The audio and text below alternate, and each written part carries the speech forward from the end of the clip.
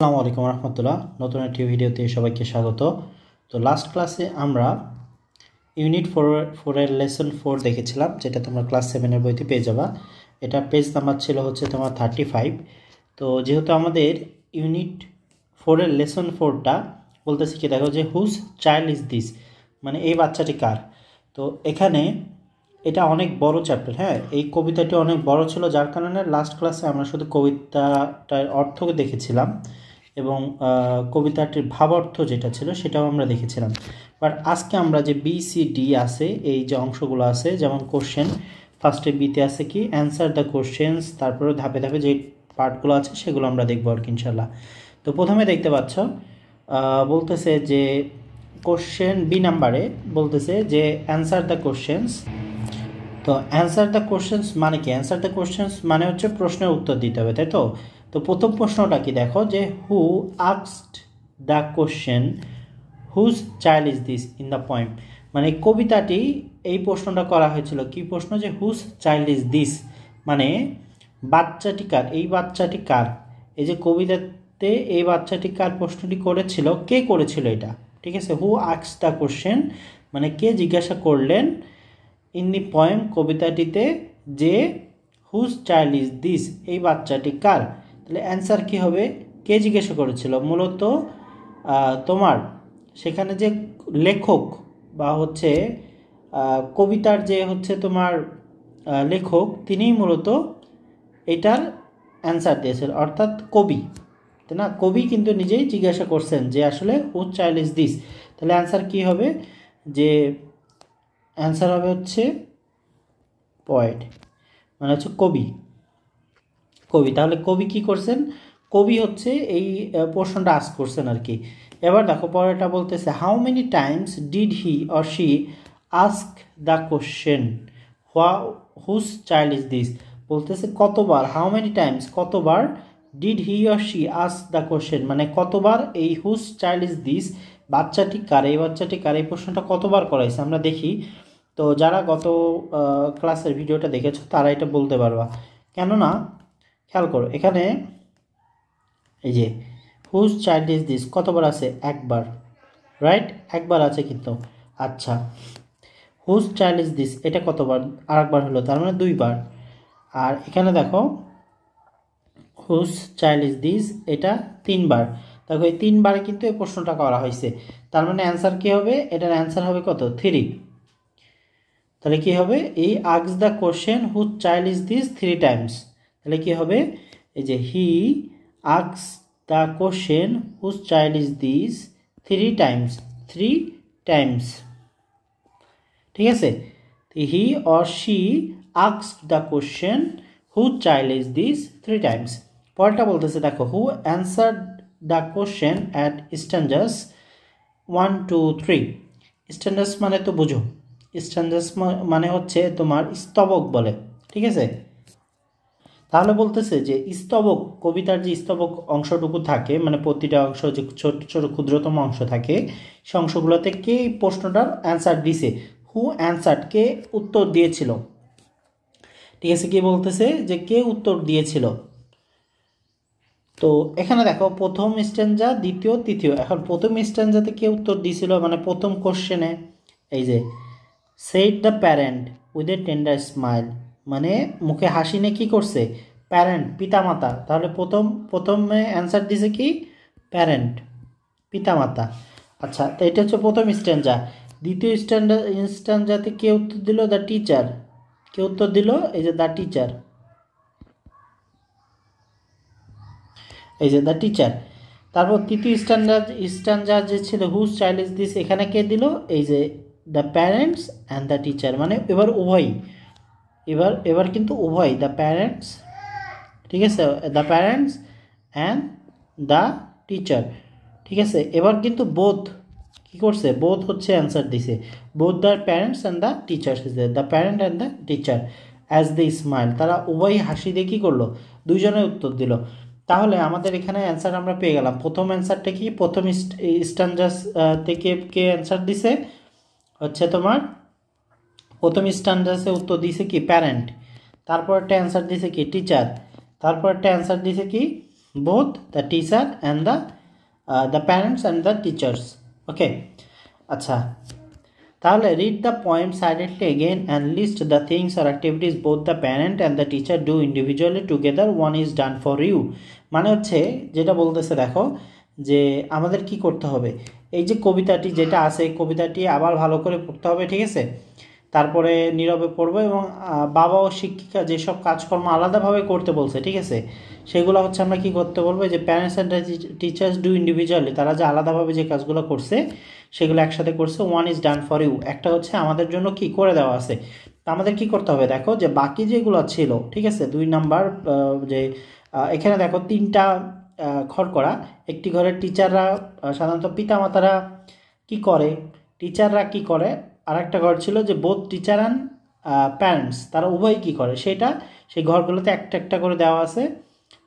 প্রথম 2টাতে একটা একটা দেওয়া আছে, আর বাকি যে ফাঁকাগুলো আছে সেগুলো আমাদের ফিল আপ করতে হবে। ওকে, তো দেখি আমরা একটা একটা করে ফিল আপ করি।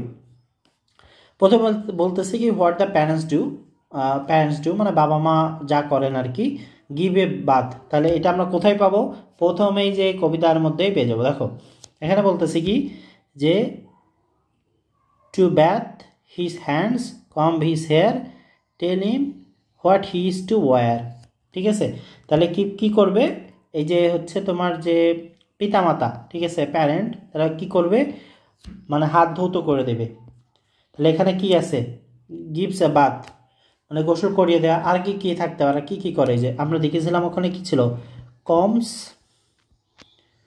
কমস হিজ মানে হচ্ছে হিজ হেয়ার মানে তার হচ্ছে মাথা কি চিরুনি করে দেওয়া, তাই তো, হেয়ার, এটা কি হেয়ার। তারপর হচ্ছে আর একটা কি ছিল, টেলস হিম হোয়াট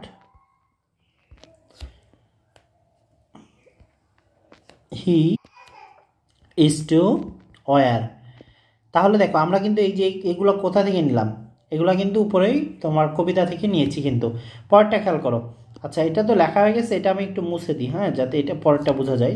খেয়াল করো, এটা বলতেছে teaches him how to be kind, তাহলে হোয়াট দ্য টিচার্স ডু, তাহলে শিক্ষকরা কি করে সেটাও আমরা দেখে আসি। এই যে শিক্ষকরা কি করে, দেখো শিক্ষকরা কি করে, যে to teach him how to be gentle and kind, train and direct his dear little mind to help him live by every rule।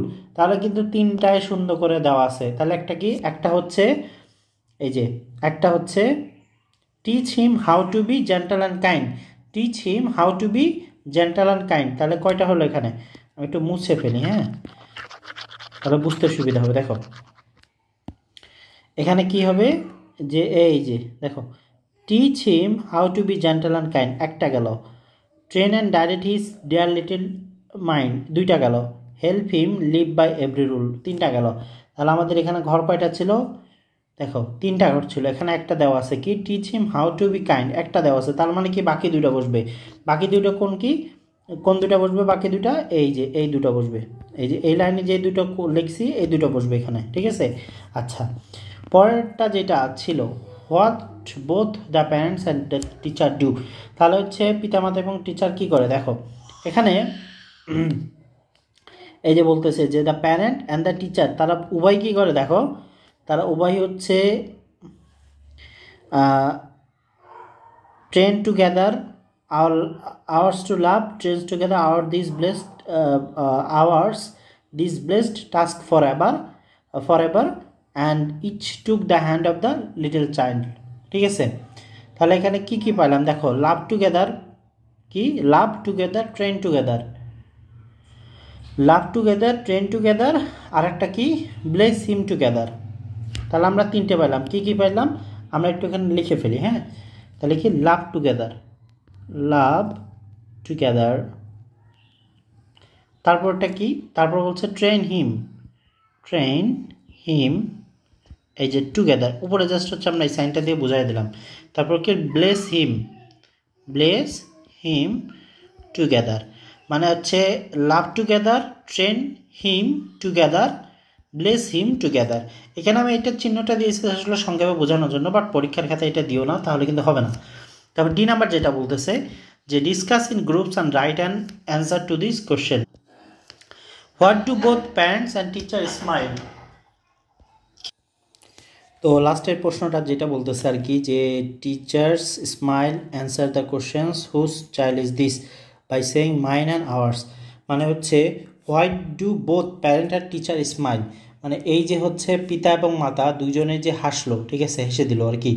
তো এটা কেন হাসলো, ঠিক আছে, তারা কেন হেসে কি করলো, হাসলো এবং অ্যান্সার দ্য কোশ্চেন এবং উত্তর দিল যে whose child is this by saying mine and ours. এই যে দেখো, এটা একটু বুঝতে অসুবিধা হচ্ছে, এখানে আমি একটা জিনিস দেখাই তোমাদেরকে, বুঝতে তার ক্লিয়ার হয়ে যাবে। বলতেছে কি হুজ চাইল্ড ইজ দিস, কে জিজ্ঞাসা করলো, লেখক বা হচ্ছে কবি জিজ্ঞাসা করলো। ওয়ান্স মোর, আবারও জিজ্ঞাসা করলো, কি উত্তর দিল, এই যে দ্য প্যারেন্টস আর টিচার একসাথে তার উত্তর দিল কি আওয়ার্স, ঠিক আছে, আওয়ার্স। তো উপরে কি অ্যান্সার দিয়েছিল মাইন, আর এখানে উত্তর দিল কি আওয়ার্স। তাহলে এই যে আওয়ার্স অ্যান্ড মাইন্স বলে কেন উত্তর দিল, এটা হচ্ছে জিজ্ঞাসা করতেছে। হ্যাঁ, তো এইটা হচ্ছে তোমার খুবই ইজি। সেটা হচ্ছে তারা উত্তর দিল কেন, তারা হচ্ছে তারা প্যারেন্টাল রিলেশনশিপ, ঠিক আছে, রাইটস রেসপন্সিবিলিটি এগুলো বোঝানোর জন্য। তো যেমন হচ্ছে তোমার তাদের রিলেশনশিপ বোঝানোর জন্য, ঠিক আছে, বা তাদের যে রাইটস আছে সেগুলো বোঝানোর জন্য। তারপরে তারা হচ্ছে তোমার মাইন্ড দ্বারা হচ্ছে তাদের যে হচ্ছে মানে টিচার এবং একজন বাচ্চা, ঠিক আছে, বা একজন স্টুডেন্টের মধ্যে যে সম্পর্ক হয় সেটাকে নবেল রিলেশনশিপ বোঝানোর জন্য। তো এরকম বিভিন্ন বিষয় বোঝানোর জন্য কি রিলেশনশিপ, রাইটস, তারপর হচ্ছে তোমার নবেল, ঠিক আছে, নবেল, এই যে নবেল, তারপর রিলেশনশিপ, এটা বোঝানোর জন্য ওভারঅল এই আর কি। তো তাই এখানে তেমন কিছু দেখার নাই, এইটুকু বুঝলেই হবে আপাতত। তো দেখো এখানে পরের লেসন বলতেছে লেসন 5, এটা আমরা নেক্সট ক্লাসে দেখবো ইনশাল্লাহ। আনটিল দেন সবাই ভালো থেকো, আসসালামু আলাইকুম রহমতুল্লাহ।